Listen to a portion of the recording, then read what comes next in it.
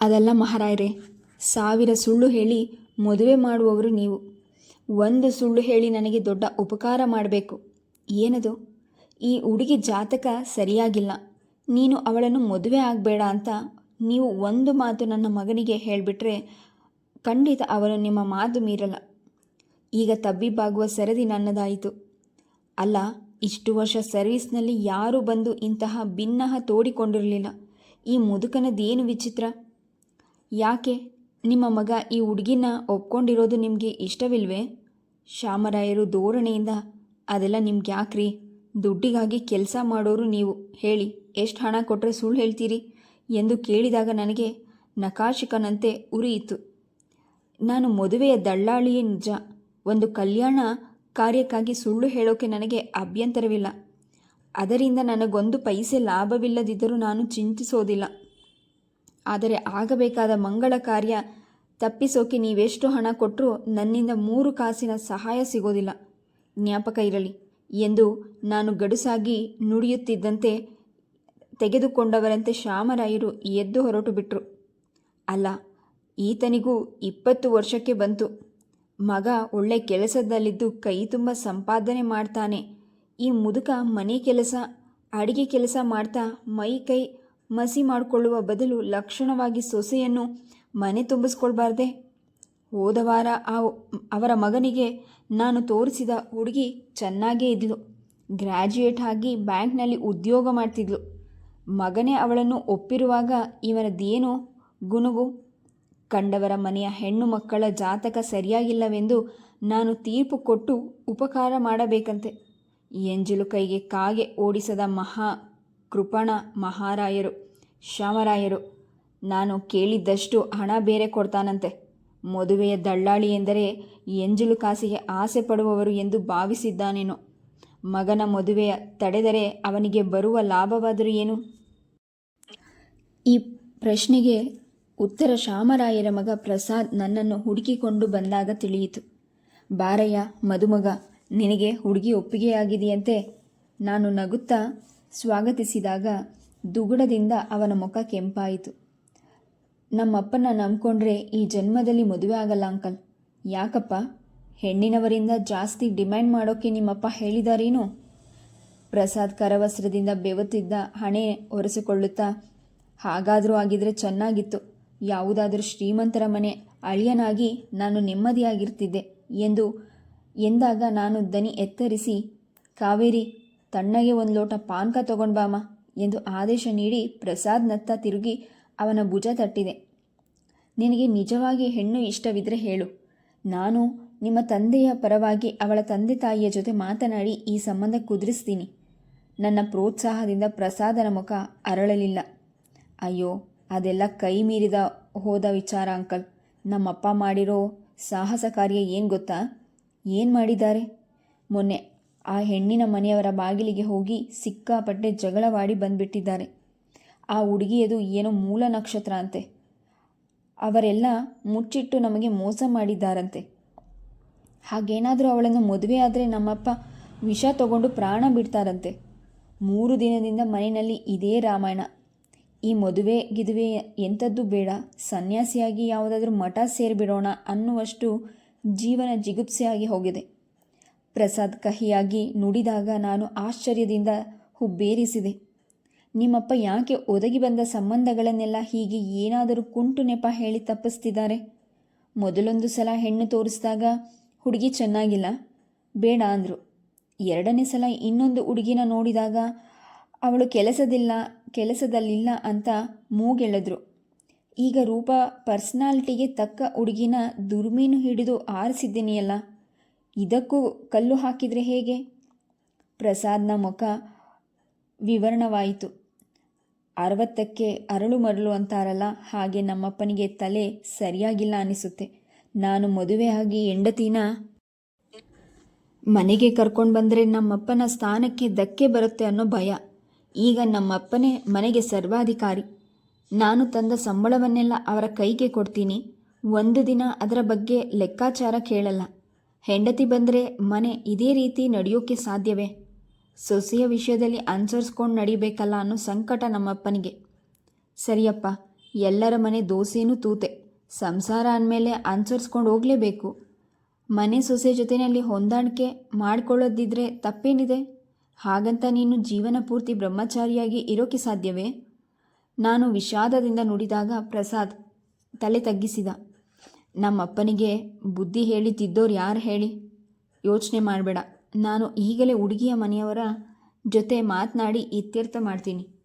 ನೀನು ನಿಮ್ಮ ತಂದೆಯನ್ನು ಎದುರಿಸಿ ಧೈರ್ಯವಾಗಿ ಮದುವೆ ಆಗು. ನಂತರ ತಾವಾಗಿಯೇ ನಿಮಗೆ ಹೊಂದಿಕೊಳ್ಳುತ್ತಾರೆ. ಇದ್ದೊಬ್ಬ ಮಗನನ್ನು ಬಿಟ್ಟು ನಿಮ್ಮಪ್ಪ ಎಲ್ಲಿಗೆ ಹೋಗ್ತಾರೆ? ತನ್ನ ಆಶ್ವಾಸನೆಯ ನುಡಿಗಳು ಅವನಿಗೆ ಕೊಂಚ ಸಮಾಧಾನ ನೀಡಿದವು. ಕಾವೇರಿ ತಂದಿಟ್ಟ ಪಾನಕ ಕುಡಿದು ಹೊರಟು ಬಿಟ್ಟ. ಕಾವೇರಿ, ನಾನಿಲ್ಲೇ ಒಬ್ಬರ ಮನೆಗೆ ಹೋಗಿ ಬರ್ತೀನಿ. ನಾನು ಎದ್ದಾಗ ಕಾವೇರಿ ಹೊರಗೆ ಇಣುಕಿದಳು. ಹೊರಗೆ ತುಂಬ ಬಿಸಿಲು. ಛತ್ರಿ ತಗೊಂಡೋಗಿ ತಾತ. ಛತ್ರಿ ಹಿಡಿದು ಸೈಕಲ್ ತುಳಿಯೋದು ಮಹಾ ಹಿಂಸೆ. ಆದರೂ ಅಪರೂಪಕ್ಕೊಮ್ಮೆ ಸಲಹೆ ನೀಡುವ ಕಾವೇರಿಯ ಮಾತು ತೆಗೆದು ಹಾಕಲಾರದೆ ಛತ್ರಿ ಹಿಡಿದು ಬಾಗಿಲು ದಾಟಿದೆ. ನನ್ನ ಮುಖ ನೋಡುತ್ತಲೇ ಹುಡುಗಿಯ ತಂದೆಯ ಮುಖ ಕೋಪದಿಂದ ದುಮದುಮ ಎಂದು ಕೆಂಪೇರಿತು. ಓಹೋ, ಬಹಳ ದೊಡ್ಡ ಮನುಷ್ಯರು ನೀವು. ಬನ್ನಿ ಬನ್ನಿ.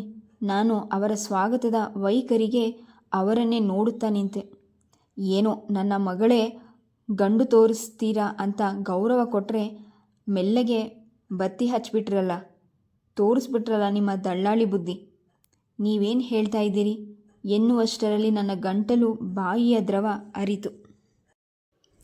ನಾನು ಮರ್ಯಾದಸ್ಥನಾಗಿದ್ದರಿಂದ ಬರೀ ಬಾಯಲ್ಲಿ ಹೇಳ್ತಿದ್ದೀನಿ. ಇನ್ಯಾವನಾದರೂ ಆಗಿದ್ರೆ ಕುತ್ತಿಗೆ ಹಿಡಿದು ನಿಮ್ಮನ್ನು ಆಚೆ ತಳ್ತಾ ಇದ್ರು. ನೀವು ವಯಸ್ಸಾದವರು ಅಂತ ಬಹುವಚನದಲ್ಲಿ ಮಾತಾಡ್ತಿದ್ದೀನಿ. ಆದರೆ ನೀವು ಮಹಾ ಅಯೋಗ್ಯರು. ಅವರ ಸತತ ನಿಂದನೆಗಳನ್ನು ಕೇಳಿ ನನಗೆ ಕಿವಿ ಮುಚ್ಚಿಕೊಳ್ಳುವ ಹಾಗಾಯಿತು.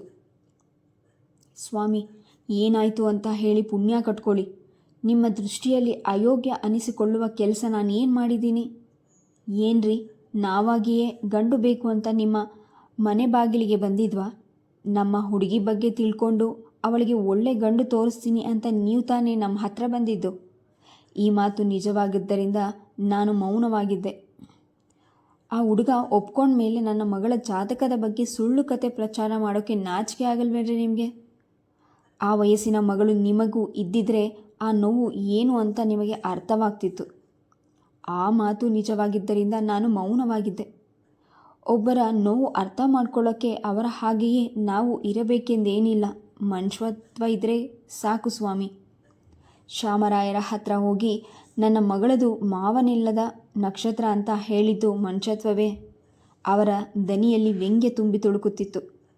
ಅವರ ಉದ್ವೇಗ, ಆಕ್ರೋಶಕ್ಕೆ ಮೂಲ ಎಲ್ಲಿದೆ ಎಂದು ಈಗ ನನಗೆ ಅರ್ಥವಾಯಿತು. ತಮ್ಮ ಮೂರ್ಖತನ ಸ್ವಾರ್ಥಕ್ಕಾಗಿ ಶ್ಯಾಮರಾಯರು ಎಷ್ಟೋ ಜನರನ್ನು ಬಲಿಪಶುವನ್ನಾಗಿ ಮಾಡ್ತಿದ್ದಾರೆ ಎಂದು ನನಗೆ ಜಿಗುಪ್ಸೆಯಾಯಿತು.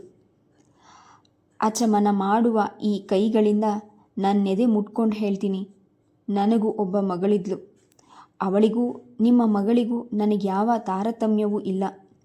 ನೀವು ಹೇಳಿದಂತೆ ಒಂದು ಹೆಣ್ಣಿನ ಬಗ್ಗೆ ಅಪಪ್ರಚಾರ ಮಾಡೋದು ದಳ್ಳಾಳಿ ಬುದ್ಧಿಯಲ್ಲ ಸ್ವಾಮಿ. ನಾನೇನಿದ್ದರೂ ಕಲ್ಯಾಣ ಮಸ್ತು ಅಂತ ಕೈಗಳೆತ್ತಿ ಆಶೀರ್ವಾದ ಮಾಡ್ತೀನಿ.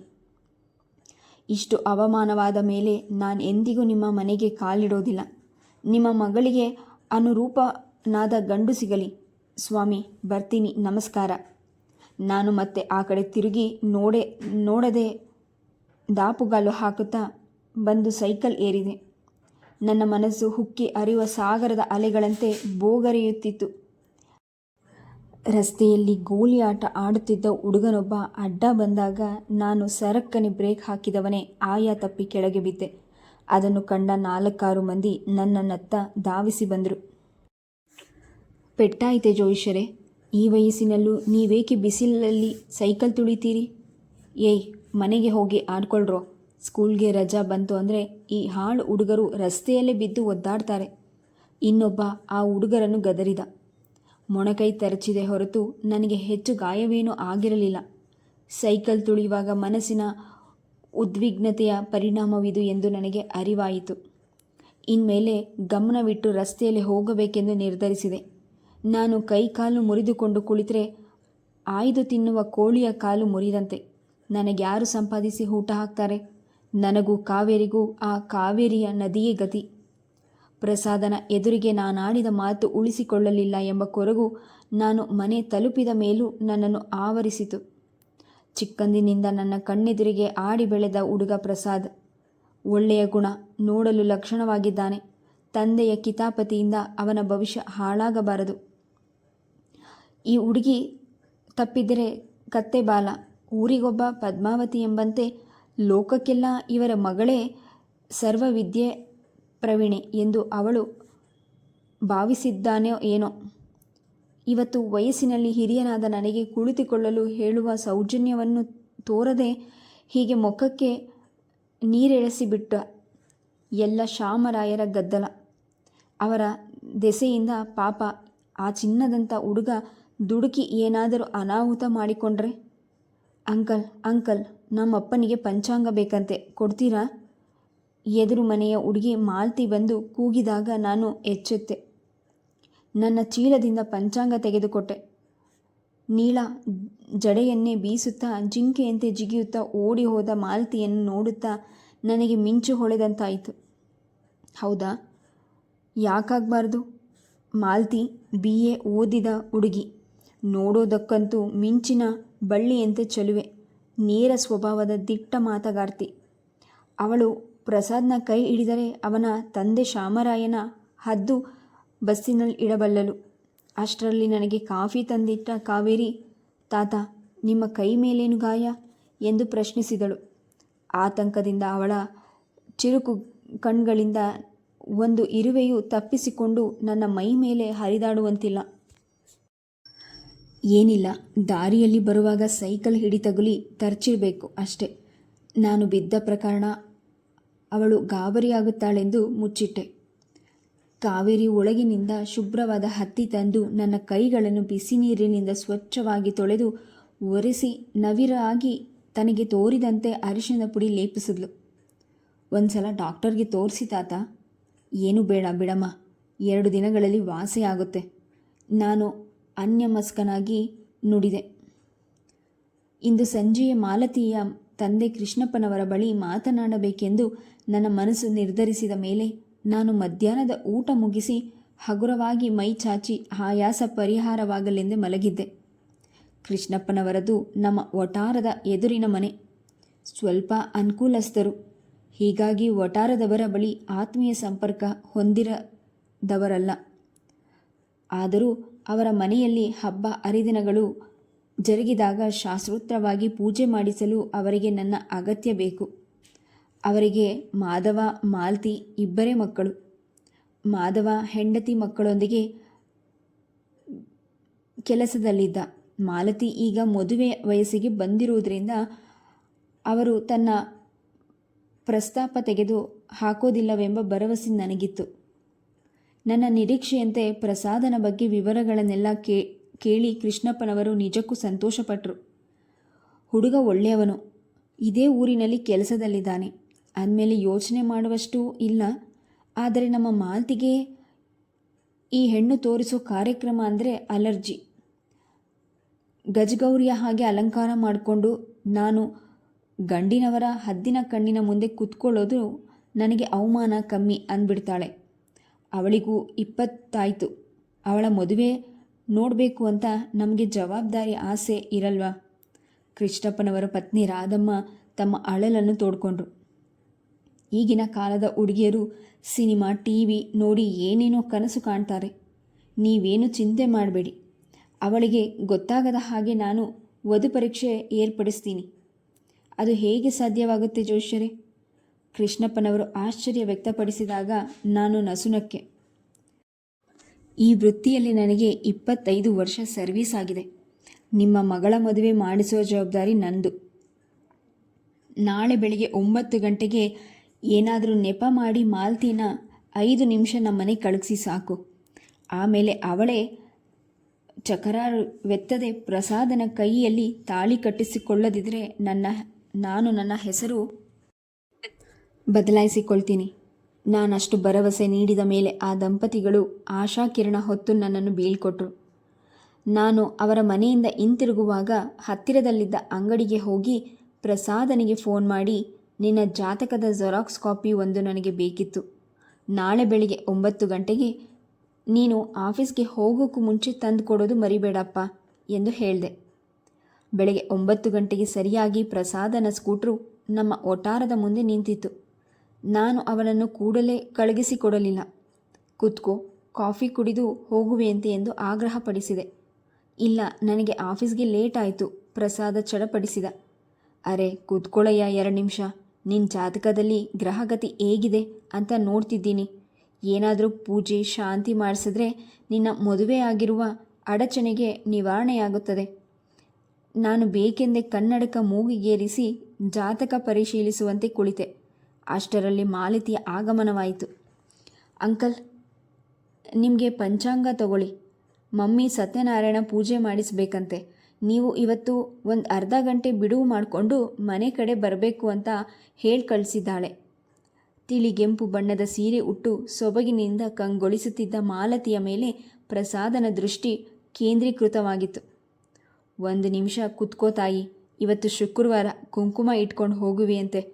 ನಾನು ಹೇಳಿದಾಗ ಮಾಲತಿ ಪ್ರಸಾದನ ನೋಟ ಕಂಡರೂ ಕಾಣದವಳಂತೆ ಬೆಡಗಿನಿಂದ ನೀಲ ಜಡೆ ಎದೆಯ ಮೇಲೆ ಹಾಕ್ಕೊಂಡು ಅದರ ತುದಿಯನ್ನು ಬೆರಳಿನಿಂದ ತಿರುವುತ್ತಾ ಬಿಂಕದಿಂದ ನಿಂತಿದ್ಲು. ನಾನು ಉದ್ದೇಶಪೂರ್ವಕವಾಗಿ 2 ನಿಮಿಷದ ನಂತರ ಕಾವೇರಿ, ಮಾಲತಿಗೆ ಕುಂಕುಮ ಕೊಡಮ್ಮ ಎಂದು ಆದೇಶ ನೀಡಿದಾಗ ಕಾವೇರಿ ತಟ್ಟೆಯಲ್ಲಿ ಅರಿಶಿನ ಕುಂಕುಮ ಹೂವು ವಿಳ್ಳೆದೆಲೆಯ ಜೊತೆ 2 ಪಚ್ಚಬಾಳೆ ತಂದಿಟ್ಟಳು. ಅವಳು ಈಗಿಂತ ಜ್ಞಾನ ಜಾಣ್ಮೆಗೆ ನಾನು ಮನಸ್ಸಿನಲ್ಲೇ ತಲೆದೂಗಿದೆ. ಮಾಲತಿ ಅದನ್ನು ತೆಗೆದುಕೊಂಡು, ಬಾಯ್ ಕಾವೇರಿ, ಬರ್ತೀನಿ ಅಂಕಲ್ ಎಂದು ಪ್ರಸಾದನ ಕಡೆ ಒಮ್ಮೆ ಓರೆ ನೋಟ ಬೀರಿ ಅಲ್ಲಿಂದ ಕಾಲೆತ್ತಿ ಹೋದಳು. ಪ್ರಸಾದನ ಕಣ್ಣುಗಳು ಅವಳ ತೂಗಾಡುತ್ತಿದ್ದ ನೀಲ ಜಡೆಯ ಕಡೆ ನಾಟಿತ್ತು. ಪ್ರಸಾದ್. ನಾನೇ ಅವನ ಭುಜ ತಟ್ಟಿ ಎಚ್ಚರಿಸಬೇಕಾಯಿತು. ನನ್ನ ಸ್ಪರ್ಶದಿಂದ ಅವನು ಬೆಚ್ಚಿದ. ಹುಡುಗಿ ಹೇಗಿದ್ದಾಳೆ? ನನ್ನ ಪ್ರಶ್ನೆಗೆ ಅವನ ಮುಖ ನಸುನಾಚಿಕೆಯಿಂದ ಕೆಂಪೇರಿತು. ತುಟಿಗಳಲ್ಲಿ ನಗು ತುಳುಕಿಸಿತು. ಅಂಕಲ್, ಅವಳು ಯಾರ ಮನೆಯವಳು ಎಂದು ಕೇಳಿದಾಗ ನನ್ನ ಯೋಚನೆ ಸಫಲವಾಯಿತೆಂದು ನನಗೆ ಸಂತೋಷವಾಯಿತು. ಅವಳ ಹೆಸರು ಮಾಲತಿ, ಎದುರು ಮನೆಯ ಕೃಷ್ಣಪ್ಪನವರ ಮಗಳು. ನೀನು ನೋಡಲಿ ಅಂತಲೇ ನಾನು ಅವಳನ್ನು ಕರೆಸಿದ್ದು. ನಮ್ಮ ಹುಡುಗಿ ಬಗ್ಗೆ ಏನು ಹೇಳ್ತೀಯಾ? ಅಬ್ಬಾ, ನೀವು ಪ್ರಚಂಡರು. ಈ ಕಾರಣಕ್ಕಾಗಿಯೇ ನೀವು ನನ್ನನ್ನು ಹೆಚ್ಚು ಹೊತ್ತು ಉಳಿಸಿಕೊಂಡಿದ್ದೀರಾ. ಪ್ರಸಾದ ಉದ್ಗಾರ ತೆಗೆದ. ನನ್ನ ಪ್ರಶ್ನೆಗೆ ಇದೇನಾ ನಿನ್ನ ಉತ್ತರ? ಅಂಕಲ್, ಮಾಲತಿಯ ಕೈ ಇಡುವ ಅದೃಷ್ಟ ನನಗಿದೆಯಾ? ಪ್ರಸಾದ್ ಉದ್ವೇಗದಿಂದ ಕೇಳಿದಾಗ ಅವನು ಅವಳಿಗೆ ಸಂಪೂರ್ಣ ಸೋತಿದ್ದಾನೆ ಎಂದು ಆಗ್ರಹಿಸಿದೆ. ನಿನ್ಗೇನಯ್ಯ ಕಡಿಮೆ? ನೀನು ಡೀಟೇಲ್ಸ್ ಎಲ್ಲ ನನಗಾಗಲೇ ಕೃಷ್ಣಪ್ಪನವರ ಬಳಿ ಕೊಟ್ಟಿದ್ದೀನಿ. ನೀನು ಆ ಮನೆಯ ಅಳಿಯನಾದರೆ ಅವರ ಪುಣ್ಯ ಅಂತ ಅವರಂತಾರೆ, ಗೊತ್ತೇನು? ನನ್ನ ಮಾತು ಕೇಳಿ ಪ್ರಸಾದ ತನ್ನ ಕೈಗಳಿಗೆ ಬಿಗಿಯಾಗಿ ಹಿಡಿದುಕೊಂಡು, ಯಾವ ಜನ್ಮದಲ್ಲಿ ನನಗೆ ತಂದೆಯಾಗಿದ್ರೋ ನೀವು? ಹೆತ್ತ ತಂದೆಯು ನನಗೆ ಅನ್ಯಾಯ ಮಾಡಿದಾಗ ನೀವು ನಿಂತು ನನ್ನ ಬಾಳಿಗೆ ದಾರಿ ತೋರಿಸುತ್ತಿದ್ದೀರಿ ಎಂದಾಗ ಅವನ ದನಿ ಸಂತೋಷ ಕೃತಜ್ಞತೆಗಳಿಂದ ನವಿರಾಗಿ ಕಂಪಿಸಿತು. ಪ್ರಸಾದ್ ಮಾಲತಿಯನ್ನು ಮೆಚ್ಚಿರುವ ವಿಷಯ ತಿಳಿದು ಕೃಷ್ಣಪ್ಪ ದಂಪತಿ ಹಿಗ್ಗಿ ಹೋದರು. ತುಂಬ ಸಂತೋಷ ಜೋಯಿಸರೇ. ಗಂಡು ಹೆಣ್ಣು ನೋಡೋಕೆ ನೀವು ಒಂದೊಳ್ಳೆ ದಿನ ಗೊತ್ತು ಮಾಡಿಬಿಡಿ. ಮುಂದಿನ ಗುರುವಾರ ಪ್ರಶಂಸವಾಗಿದೆ. ಅವತ್ತು ಸಂಜೆಯೇ ಏರ್ಪಾಡು ಮಾಡಿಕೊಳ್ಳಿ. ಆಮೇಲೆ ಇನ್ನೊಂದು ವಿಷಯ. ನಾನು ತಡವರಿಸಿದಾಗ ಕೃಷ್ಣಪ್ಪನವರ ಮುಖದಲ್ಲಿ ಆತಂಕದ ಛಾಯೆ ಮೂಡಿತು. ಏನು ಜೋಯಿಸರೇ, ಏನಾದರೂ ದುಡ್ಡು ಕಾಸು ಕೇಳ್ತಾರಾ? ಬೇಕಾದರೆ ಹುಡುಗನ ಹೆಸರಿಗೆ 1 ಲಕ್ಷ ರೂಪಾಯಿ ಡಿಪಾಸಿಟ್ ಮಾಡ್ತೀನಿ. ಅದಕ್ಕಿಂತ ಜಾಸ್ತಿ ಕೇಳಿದರೆ ಕಷ್ಟ. ಯಾಕಂದರೆ ಮದುವೆ ಖರ್ಚೆ 2 ಲಕ್ಷ ಮುಟ್ಟುತ್ತದೆ.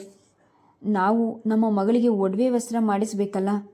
ಚೇಚೆ, ಹುಡುಗ ಅಪರಂಜಿ. ನೀವು ತುಳಸಿ ದಳ ಇಟ್ಟು ನಿಮ್ಮ ಮಗಳನ್ನು ಧಾರೆ ಎರೆದುಕೊಟ್ರೂ ಅವನು ಹೆಂಡತಿನ ಸುಖವಾಗಿ ಬಾಳಿಸ್ತಾನೆ. ಅವನ ತಂದೆಯೇ ಕೊಂಚ ತರಲೆ. ಅವರು ಮಗನ ಬಗ್ಗೆಯಾಗಲಿ ನಿಮ್ಮ ಬಗ್ಗೆಯಾಗಲಿ ಅಪಪ್ರಚಾರ ಮಾಡಿ ನಿಮ್ಮ ಮನಸ್ಸು ಕೆಡಿಸೋಕೆ ಪ್ರಯತ್ನಿಸುತ್ತಿದ್ದಾರೆ. ದಯವಿಟ್ಟು ಸೊಪ್ಪು ಹಾಕಬೇಡಿ ಎಂದು ವಧು ಪರೀಕ್ಷೆಯ ಪ್ರಕರಣದಲ್ಲಿ ಶಾಮರಾಯರು ಅಹಿತಕರವಾಗಿ ವರ್ತಿಸಿದ್ದನ್ನು ಕೂಲಂಕುಷವಾಗಿ ವಿವರಿಸಿದೆ. ಅಷ್ಟೇ ತಾನೇ? ಆ ಹುಡುಗ ಒಪ್ಪಿದ್ರೆ ಅವನ ಮನೆ ಅಳಿಯನಾಗಿ ಮಾಡ್ಕೊಳ್ತೀನಿ ಬಿಡಿ, ಕೃಷ್ಣಪ್ಪ ನಿರಾಳವಾಗಿ ಹೇಳಿದರು. ನಮಗೂ ಮಾದು ದೂರ ಹೋದ್ಮೇಲೆ ಮನೆಯಲ್ಲಿ ಗಂಡು ಹುಡುಗರಿಲ್ಲದ ಹಾಗಾಗಿದೆ. ಅಳಿಯ ಮಗ ನಮಗಿಬ್ಬರೂ ಒಂದೇ. ಇಲ್ಲ ಸ್ವಾಮಿ, ಶ್ಯಾಮರಾಯರು ವಯಸ್ಸಾದ ಜೀವ, ಬುದ್ಧಿ ಇಲ್ಲದೆ ಏನೋ ಮಾತಾಡ್ತಾರೆ ಅಂತ ಇರುವ ಒಬ್ಬ ಮಗನನ್ನು ತೋರಿಸಿ ಅವರನ್ನು ಬೀದಿ ಪಾಲು ಮಾಡೋದು ಯಾವ ನ್ಯಾಯ? ನಾನು ಮುಖ್ಯವಾಗಿ ಯೋಚಿಸಿದ್ದೇನೆಂದರೆ, ನಿಮ್ಮ ಮಾಲ್ತಿ ಧೈರ್ಯವಂತೆ, ದುಷ್ಟಿಕ ಸ್ವಭಾವದವಳು. ಅಂಥ ಸೊಸೆ ಬಂದರೆ ಸಹಜವಾಗಿ ಶ್ಯಾಮರಾಯರು ಮೆತ್ತಗಾಗ್ತಾರೆ. ಗಂಡನ ಪ್ರೀತಿ ಬೆಂಬಲ ಇದ್ದ ಮೇಲೆ ಮಾವನವರನ್ನು ತಿದ್ದೋದು ನಿಮ್ಮ ಮಗಳಿಗೇನು ಕಷ್ಟವಾಗಲಾರದು. ನನ್ನ ಮಾತು ಕೇಳಿ ರಾಧಮ್ಮನವರ ಮುಖದ ಮೇಲೆ ಕಿರುನಗು ಮೂಡಿತು. ಅಯ್ಯೋ, ನಮ್ಮ ಮಾಲ್ತಿಯದೇ ಈ ಮನೆಯಲ್ಲಿ ಜೋರು. ಅವಳು ಚಿಕ್ಕಂದಿನಿಂದಲೂ ಹಾಗೆ. ಎಲ್ಲರೂ ತನ್ನ ಮೂಗಿನ ನೇರಕ್ಕೆ ನಡೆಯಬೇಕು ಅನ್ನೋ ಹಠ. ಮೇಲ್ ಎಷ್ಟೇ ಜಬರ್ದಸ್ತ್ ಮಾಡಿದ್ರೂ ಅವಳ ಮನಸ್ಸು ತುಂಬ ಮೃದು, ಸೂಕ್ಷ್ಮ, ಬೆಣ್ಣೆ ಮಾತಿಗೆ ಕರಗ ಹೋಗ್ತಾಳೆ. ಹೆಣ್ಣು ಮಕ್ಕಳು ಹಾಗಿದ್ರೆ ಚೆನ್ನ. ನಾಳೆ ಗಂಡನ ಪ್ರೀತಿಯಿಂದ ನೋಡ್ಕೊಳ್ಳುವವರೇ ಅಂಥವರು. ನಾನು ಹೇಳಿದಂತೆ ಮಾಲ್ತಿ ಕೈಯಲ್ಲಿ 4-5 ಲೈಬ್ರರಿ ಪುಸ್ತಕ ಹಿಡಿದು ಬಂದ್ಲು. ಬಿಸಿಲಲ್ಲಿ ಬಂದದ್ದರಿಂದ ಅವಳ ಚಂದದ ಮೊಗಸಿರಿ ಕೆಂದಾವರೆ ಬಣ್ಣಕ್ಕೆ ತಿರುಗಿತ್ತು. ಯಾರು ಗಂಡನನ್ನು ಪ್ರೀತಿಯಿಂದ ನೋಡ್ಕೊಳ್ಳುವವರು? ನಿನ್ನ ವಿಷಯವೇ ಜೋಯಿಷರ ಹತ್ರ ಮಾತಾಡ್ತಿದ್ವಿ. ಬರುವ ಗುರುವಾರ ನಿನ್ನನ್ನು ನೋಡೋಕೆ ಹುಡುಗನ್ನ ಕರ್ಕೊಂಡು ಬರ್ತಾರಂತೆ. ರಾಧಮ್ಮ ನಗುತ್ತಾ ಹೇಳಿದಾಗ ಮಾಲ್ತಿ ನಿಂತಲ್ಲೇ ಸ್ತಬ್ಧಳಾದಳು. ಅವಳ ಹುಬ್ಬುಗಳು ಗಂಟಾದವು. ನನಗೆ ಮದುವೆ ಬೇಡ. ಈಗಲೇ 23 ವರ್ಷ ಆಯಿತು. ಇನ್ನೂ ಎಳೆಯ ಮಗು ಥರ ಆಡ್ತಾಳೆ. ಈಗಲೇ ಮುದುಕಿಯಾದ ಮೇಲೆ ಮದುವೆ ಆಗ್ತೀಯೇನೋ? ರಾಧಮ್ಮ ಸಿಡಿಮಿಡಿಗೊಂಡ್ರು. ಹುಡುಗನನ್ನು ಇವತ್ತು ಬೆಳಗ್ಗೆ ಜೋಯಿಷರ ಮನೆಯಲ್ಲಿ ನೋಡಿದೆಯಲ್ಲಮ್ಮ.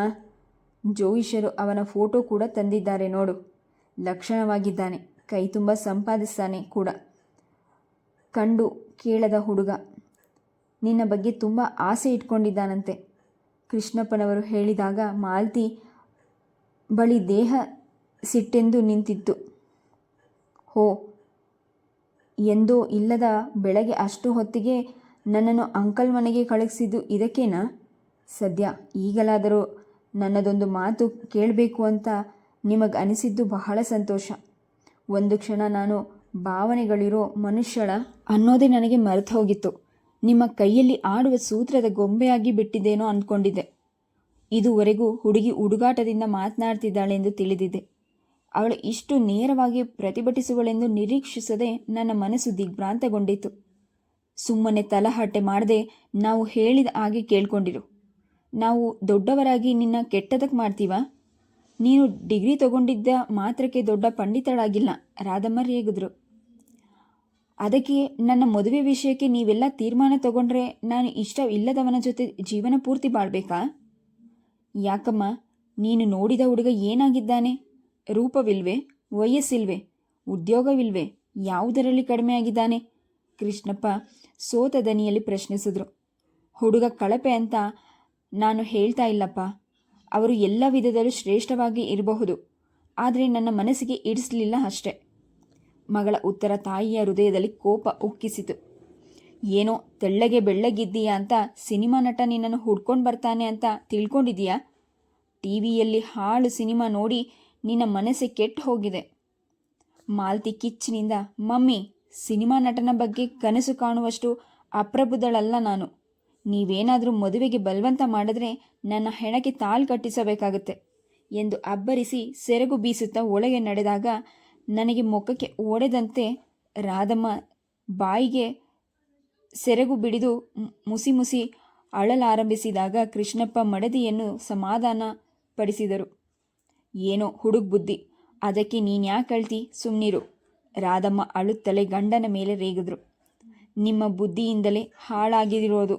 ಈ ಭೂಮಿಯ ಮೇಲಿರೋ ಯಾವ ಗಂಡು ಅವಳಿಗೆ ಸರಿ ಹೋಗಿಲ್ಲ. ಹೀಗೇನಾದರೂ ಅವಳ ಜೀವನ ಪೂರ್ತಿ ಕನ್ಯೆಯಾಗಿಯೇ ಉಳಿಬೇಕಾಗತ್ತೆ. ಗಂಡ ಹೆಂಡತಿಯರ ಸಂವಾದ ಸಾಗುತ್ತಿದ್ದಂತೆ ನಾನು ಮೆಲ್ಲಗೆ ಜಾಗ ಖಾಲಿ ಮಾಡಿದೆ. ವೃತ್ತ ಪ್ರಸಾದನ ಮನಸ್ಸಿನಲ್ಲಿ ಆಸೆ ಅಲೆಗಳನ್ನು ಎಬ್ಬಿಸಿದಂತಾಯಿತಲ್ಲ ಎಂದು ನನ್ನ ಮನಸ್ಸು ಕ್ಷೋಭೆಗೊಂಡಿತು. Please subscribe the channel, like and share. Thank you.